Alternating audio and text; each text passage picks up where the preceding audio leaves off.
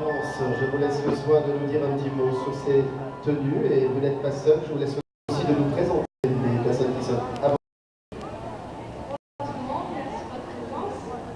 Je vous présente, vous avez Miko et vous avez Satoe, c'est les deux professeurs.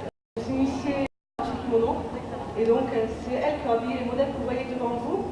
Ça prend 1 heure pour habiller ces 6 modèles que vous voyez devant vous. Donc, le kimono se compose de la base du kimono. Ensuite, vous avez la ceinture qui est le obi et à l'intérieur, vous avez une protection comme un maillot de corps qui s'appelle donc ça, vous aurez l'occasion de découvrir tout au long de l'atelier. Et les kimonos qui sont présentés là devant vous, donc il y a des kimonos divers. Vous pouvez voir le bleu, le noir et le noir et jaune qui sont divers. Celui avec la ceinture jaune tout au bout est un yukata. Et les deux autres sont des kimonos d'été et de soirée. Voilà, je vous attends nombreux à l'atelier. Je vous remercie de votre attention.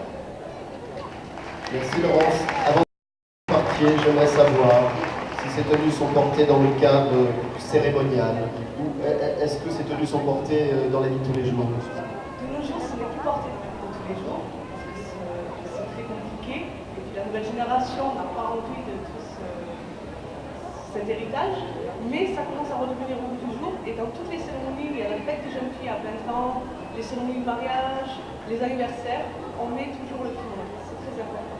Est-ce que les femmes japonaises sont coquettes? Très coquettes, très coquettes. Il n'y a pas seulement les vestimentaires, mais on s'aperçoit qu'il y a des coiffures, la couleur des cheveux, enfin, ce que l'on met comme accessoire dans les cheveux aussi, ça fait beaucoup de choses.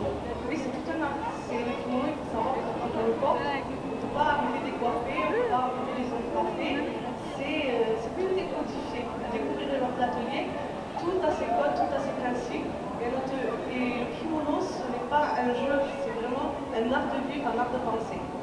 Dans le cérémonial, est-ce que l'homme était admis, je parle de l'histoire, hein, puisqu'aujourd'hui on est passé au t-shirt et au jean, mais dans l'histoire, est-ce que l'homme était accepté dans ce cérémonial de vêtements?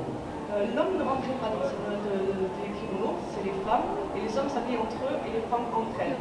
Mais ensuite, aujourd'hui, il y a des hommes qui voient leur épouse s'habiller en kimono, ce qui ne se faisait pas avant. Merci pour cette petite explication, toujours utile dans notre compréhension. Merci mesdemoiselles. Nous allons les applaudir une nouvelle fois et vous remercier bien entendu de votre présence, vous dans la salle et elles sur ce podium pour vous présenter cette unité. Et à la base de cette présentation, l'association Asiana qui fait plein d'ateliers ici dans le hall d'accueil sud. On vous remercie, un atelier kimono dans quelques instants pour